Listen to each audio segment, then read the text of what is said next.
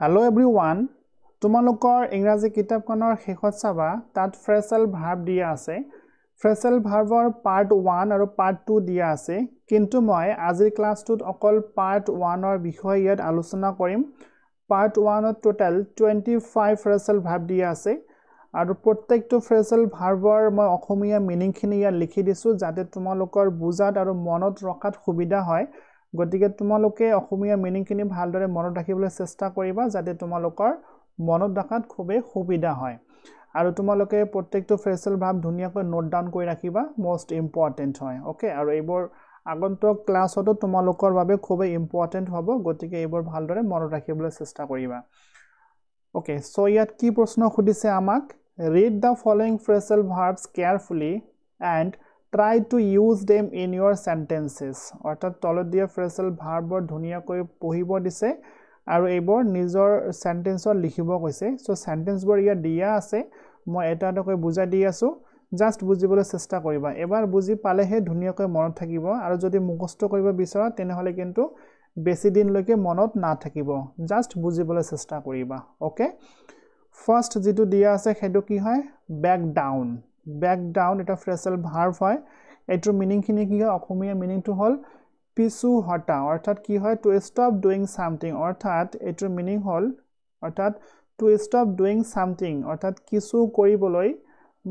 stop কৰা অৰ্থাৎ পিছুৱাই অহা ওকে সো back down শব্দটোৰ মিনিং পিছু হটা বা পিছুৱাই অহা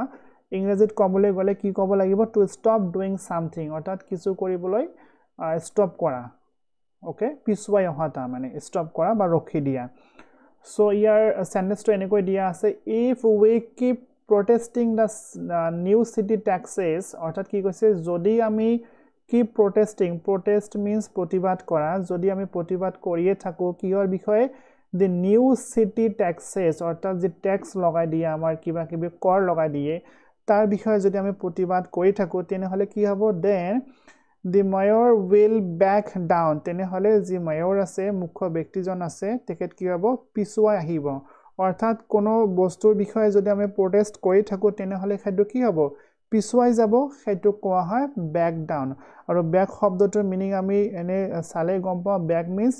back হৈ অহা অৰ্থাৎ পিছুৱাই অহা সো খুব ইম্পৰ্টেন্ট হয় ভালদৰে মনত ৰাখিবা okay next 2 number blow up phrasal verbৰ মিনিং হল বিস্ফোৰণ ঘটা যেটো ইংৰাজীত কোৱা হয় to explode বিস্ফোৰণ অৰ্থাৎ বম ব্লাষ্ট হয় যে তেনেকুৱা কথাখিনি ইয়াত বিস্ফোৰণ ঘটা ওকে আৰু এটা মিনিং আছে যেটো হল খঙৰ পৰা অভিমান কৰা অৰ্থাৎ খং হৈ পেলাই তাৰ পিছত অভিমান কৰা যাক ইংৰাজীত কোৱা হয় to lose your temper means খং হয় ওকে সো blow up যেটো phrasal verb হয় এটো phrasal verbৰ দুটা মিনিং আছে এটো এটা মিনিং হয় এটো এটা মিনিং হয় দুটা মিনিংৰ ইংৰাজী অৰ্থ দিয়া আছে এইবোৰ অৰ্থ কিতাপত দিয়া আছে কিন্তু অসমীয়াখিনি কিতাপত দিয়া নাই মই তোমালোকৰ সুবিধাৰ বাবেহে ইয়াত অসমীয়া লিখি দিছো ওকে সো এতিয়া দুটা মিনিং আছে যেহেতু ইয়াত সেন্টেন্স দুটা দিয়া আছে প্ৰথম সেন্টেন্সটো প্ৰথম মিনিংটোৰ বাবে হয় আৰু দ্বিতীয় সেন্টেন্সটো দ্বিতীয় মিনিংটোৰ বাবে হয় ওকে সো তোমালোকে যেতিয়া পৰীক্ষাত লিখিবা তেতিয়া তোমালোকে অসমীয়া মিনিংটো লিখিবা তেতিয়া খুব ধুনিয়া হ'ব আৰু শিক্ষকে তোমাৰ আনসাৰত ধুনিয়াকৈ মাৰ্ক দিব ওকে সো blow up বিস্ফোৰণ ঘটা যেনেকুৱা এটা এক্সাম্পল দিয়া আছে that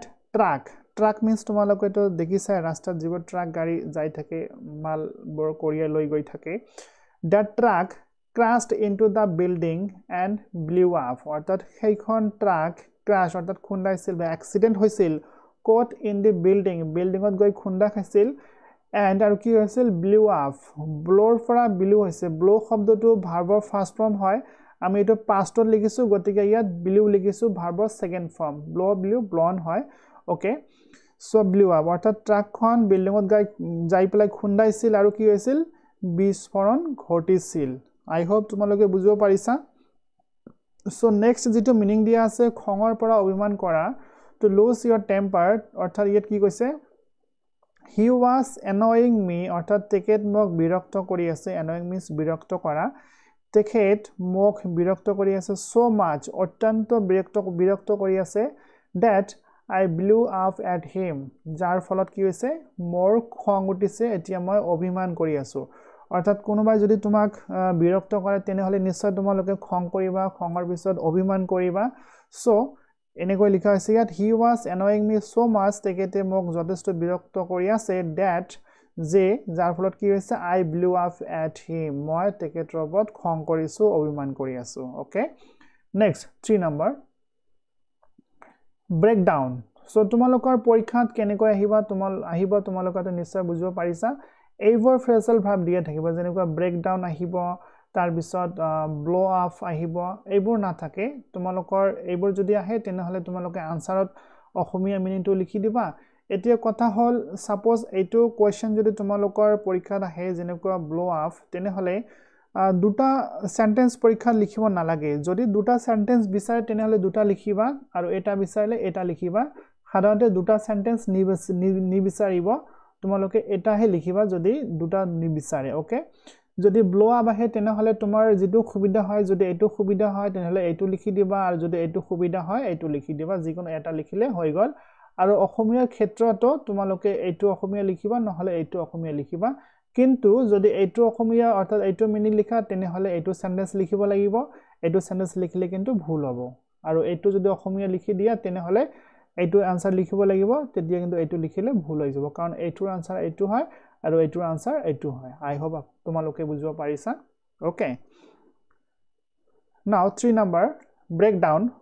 হঠাতে কাৰ্য কৰা বন্ধ হৈ যায় অৰ্থাৎ কিবা বস্তু এটা কাৰ্য কৰি আছে কাম কৰি আছে হেতু কাম কৰি থাকতে হঠাতে বন্ধ হৈ যাওয়া যেটো ইংৰাজীত কোৱা হয় to suddenly stop functioning okay তো ব্ৰেকডাউনৰ আৰু এটা মিনিং আছে হেতু হল আবেগী হৈ পৰা ইংৰাজী মিনিং খিনি এনেকৈ লিখা হয় to become emotional and start crying অৰ্থাৎ আবেগী হৈ পৰা সো সেন্টেন্স দুটা আমি এবাৰ চাই লও সেন্টেন্সটো কি দি আছে we were on our way to the party when our car broke down so কি হল ইয়াত we were on our way অৰ্থাৎ আমি ৰাস্তাইদি গৈ আছিলো কত গৈ আছিলো to the party লৈ গৈ আছিলো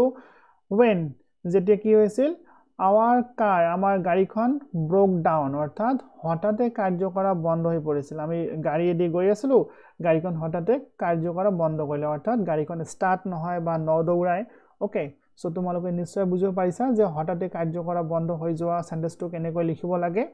ওকে আৰু মই পুনৰ এবাৰ বুজাই দিও ইয়াত ব্ৰেক দিয়া আছে কিন্তু ইয়াত আমি ব্ৰোক লিখিছো আমি টেন্সটো বদলাই আমি চেঞ্জ কৰি দিছো ইয়াত ভাৰ্বৰ সেকেন্ড ফৰ্ম লিখিছো গতিকে ব্ৰেকৰ সেকেন্ড ফৰ্ম হ'ব ব্ৰোক ওকে নেক্সট যেটো সেন্টেন্স দিয়া আছে হেতু হল when we told her we were moving to Canada she broke down অৰ্থাৎ সেকেন্ড যেটো মিনিং আছিল হেতু কি হয় আবেগী হৈ পৰা অৰ্থাৎ এই সেন্টেন্সটো এনেকুৱা when we told her যেতিয়া আমি তাই কৈছিল কি কৈছিল we were moving to Canada যে আমি কানাডালৈ গৈ আছো তেতিয়া কি হল she broke down তেখেতে আবেগী হৈ পৰিছিল অৰ্থাৎ তেখেতক দুখ লাগিলে বা কান্দিবলৈ আৰম্ভ কৰিলে বা তেখেতক বা তাইক আমি এৰি থৈ পেলাই গৈ আছো গতিকে তাই কি হল আবেগী হৈ পৰিল সো ইয়াত আমি আবেগী হৈ পৰা মিনিংখিনি প্ৰকাশ কৰিলো ওকে তোমালোকে নিশ্চয় বুজিব পাৰিছা নেক্সট 4 নম্বৰ bring up শব্দ ফ্ৰেজেল ভাৰ্বৰ দুটা মিনিং আছে এটা হল উল্লেখ কৰা to mention something আৰু এটা হল তুলি তালি ডাঙৰ দীঘল কৰা ওকে সো তোমাৰ কিতাপত দুটা মিনিং দিয়া নাই এটা দিয়া আছে ইয়াৰ পৰা এটা দিয়া আছে মই তোমালোকৰ সুবিধাৰ বাবে বা বেছিকৈ যাতে জানিব পাৰা তাৰ বাবেহে মই আৰু এটা মিনিং ইয়াত এড কৰি দিছো সো আনসাৰ দুটা হল he is still very sad about his failure so don't bring it up অৰ্থাৎ কি হৈছে he is still very sad তেখেত এতিয়াও খুবে দুখিত হৈ আছে about his failure অৰ্থাৎ তেখেতৰ ফেইলৰ বাবে অকৃতকাৰ্যতাৰ বাবে তেখেত এতিয়াও খুবে দুখিত সো গতিকে কি নকৰিবা don't bring it up অৰ্থাৎ তেখেতৰ এই কথাখিনি কোনখিনি কথা যে তেখেত ফেইল কৰিছে এইখিনি উল্লেখ নকৰিবা ওকে নেক্সট তুলিতালি ডাঙৰ দীঘল কৰা যেনেকুৱা মই এটা সেন্টেন্স দিছো ইয়াত Khersuti brought up Sankardev okay খেৰসুটি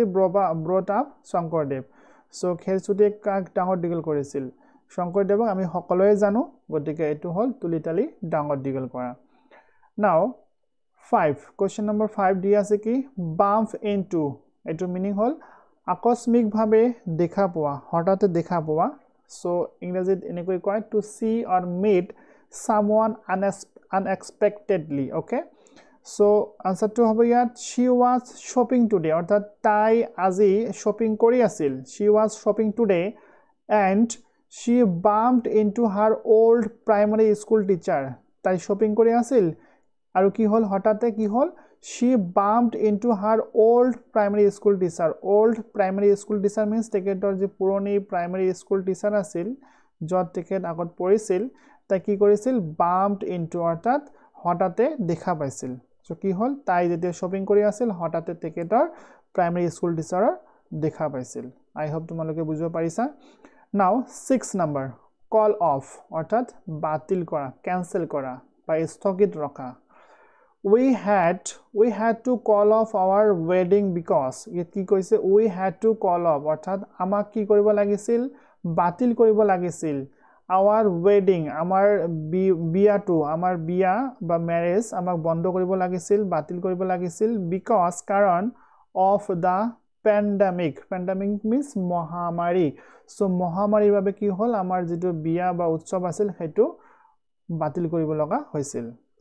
check on পৰীক্ষা কৰা বা নিশ্চিত কৰা চেক অন শব্দটোৰ মিনিং দুটা হ'ব পাৰে এনেকৈ পৰীক্ষা কৰা বা নিশ্চিত কৰা ইংৰাজীত এনেকৈ লিখা হয় to make sure someone is okay or safe যেনেকৈ এক্সাম্পলটো হ'ল my friend broke her leg and she is stuck inside okay my friend broke her leg and she has stuck inside অৰ্থাৎ মোৰ ফ্ৰেণ্ডৰ লেগ কি আছিল broke up অৰ্থাৎ ভাঙি গৈছিল আৰু তাই এতিয়া ভিতৰতে আছে I check on her every day মই তেখেতক প্ৰতিদিনে যাই পেলাই চাই হবা মই নিশ্চিতকৰণ কৰো বা মই পৰীক্ষা নিৰীক্ষা কৰো বা দেখি আহো যে তাই এতিয়া ঠিক হল নে নাই ওকে 8 নম্বৰ check out পৰীক্ষা কৰা check out শব্দটোৰ মিনিং পৰীক্ষা কৰা হয় দুটা মিনিং আছে ইয়াত দিয়া তো পৰীক্ষা কৰা অৰ্থাৎ to examine something to get information about it এটো ইংৰাজী মিনিং হয় তোমালোকৰ ইংৰাজী মিনিং লিখাৰ প্ৰয়োজন নাই অসমীয়া মিনিংটো লিখিবা আৰু এটা মিনিং দিয়া আছে পৰিশোধ কৰা আৰু ত্যাগ কৰা অৰ্থাৎ পৰিশোধ কৰা কিবা ধাৰ দিয়া আৰু তাৰ পিছত তাৰ পৰা গুছি যোৱা ত্যাগ কৰা সো আনসাৰটো আমি ইয়াত চাইলো দুটা আনসাৰ ইয়াত হ'ব So before we reside on that flat অর্থাৎ আমি হেতু ফ্ল্যাটত বা বিল্ডিংত থকাৰ আগত কি কৰিলো we should check out the neighborhood আমাক কি কৰা উচিত ফ্ল্যাট বা বিল্ডিংটোত আমি ভাড়া লোৱাৰ আগত ভাড়া লৈ তাত থকাৰ আগত আমি নেইবাৰ অৰ্থাৎ ওচৰ চুবুৰীয়া মানুহৰ তাত গৈ পেলাই আমাৰ জানি লোৱা উচিত বা পৰীক্ষা কৰা উচিত যে ইয়াত থকাটো ঠিক হ'ব নে নাই ওকে সো নেক্সট যেটো মিনিং আছে তাৰ আনসাৰটো এটো হয় Have you packed? We have to check out by 11 a.m. অর্থাৎ কোৱা আছে যে have you packed? তুমি প্যাক কৰিছা না কি প্যাক ব্যাগ টু প্যাক কৰিছা না ব্যাগৰ ভিতৰত কাপোৰ চোপৰ বা ইত্যাদিখিনি তোমালোকে ভৰাই লৈছা নে we have to check out by 11 a.m. আমাক 11 বজাত এৰিব লাগিব বা 11 বজাত আমাক কি কৰিব লাগিব ত্যাগ কৰিব লাগিব বা যাব লাগিব অৰ্থাৎ টকাখিনি দিব লাগিব তাৰ পিছত যাব লাগিব কাৰণ আমি যেটো ভাড়া ঘৰত আছিলো 9 নম্বৰ কোৱেশ্চন চেক উইথ শব্দটোৰ মিনিং কি হয় খোদা সাৰা কৰা অৰ্থাৎ খোদা বা কোৱেশ্চন খোদা বা কিবা জানিবলৈ চেষ্টা কৰা যেনেকুৱা ইয়াত অপচনটো দিয়া আছে এনেকৈ ইংৰাজী দিয়া আছে to ask someone if something is okay or permitted অৰ্থাৎ খোদা নিশ্চিতকৰণ কৰা যেনেকুৱা এক্সাম্পলটো হ'ল I am pretty sure I can come to your house I just have to check with my dad কি কোৱা আছে যে I am pretty sure মই 100% নিশ্চিত যে I can come to your home অৰ্থাৎ house মই তোমাৰ ঘৰত আহিব পাৰিম মই নিশ্চিত যে মই তোমাৰ ঘৰত আহিম I just have to check মোক just কি কৰিব লাগিব খুদিব লাগিব with my dad অৰ্থাৎ মোক just dadক জনাব লাগিব কথাটো যে মই তোমাৰ ঘৰত আহিম okay next 10 number come across আকস্মিক ভাবে পোৱা আকস্মিকভাৱে পোৱা যেনেকুৱা to find something unexpectedly yet example to দিয়া আছে when I was cleaning my room যেতিয়া মই মোৰ ৰুমটো ক্লিন কৰি আছিলো তেতিয়া কি হ'ল I came across my old photo album okay যেতিয়া মই হঠাৎকৈ কি কৰিলো মই মোৰ যিবোৰ ফটো এলবাম আছিল ফটো আছিল সেইবোৰ কি কৰিলো মই হঠাৎকৈ পাই গলো আকস্মিকভাৱে পোৱা অৰ্থাৎ কোনো বস্তু এটা আকস্মিকভাৱে পোৱা বহুত দিনৰ পৰা হয়তো দেখা নাই বা পোৱা নাই হেতু আকস্মিকভাৱে পাই যোৱা হেতু কোৱা হয় come across 11 number come back means uboti oha come means oha back means uboti so come back means uboti oha khobe easy hoy to return tar mane hoy ya dia ase we had a pleasant visit we will come back soon ami yat ahisilu ভাল লাগিছে এতিয়া আমি অতি সোনকালে উভতি যাম এইবোৰ easy হয় তোমালোকে নিজৰ ওন সেন্টেন্সত লিখিব পাৰিবা যে এনেকৈ লিখিব পাৰিবা my father will come back soon so তোমালোকে নিজৰ ফালৰ পৰা লিখিব পাৰা then come in অৰ্থাৎ ভিতৰলৈ অহা অৰ্থাৎ to enter ইংৰাজীত কোৱা হয় you don't need to knock just come in অৰ্থাৎ you don't need to knock means খট কৰা অৰ্থাৎ তোমাক খট কৰিব নালাগে just তুমি ভিতৰলৈ আহা okay so এনেকৈ লিখিব পাৰিবা তোমালোকে come in যেনেকুৱা may I come in sir আমি তো এনে কৈয়ে থাকো তোমালোকে কৈয়ে থাকা স্কুলত গলে may I come in sir এনেকৈ লিখিলো হৈ যাব next 13 come up with চিন্তা কৰা যেনেকুৱা to think of a plan or an idea your example to hold have you come up with a good idea for our group project যে have you come up with যে তুমি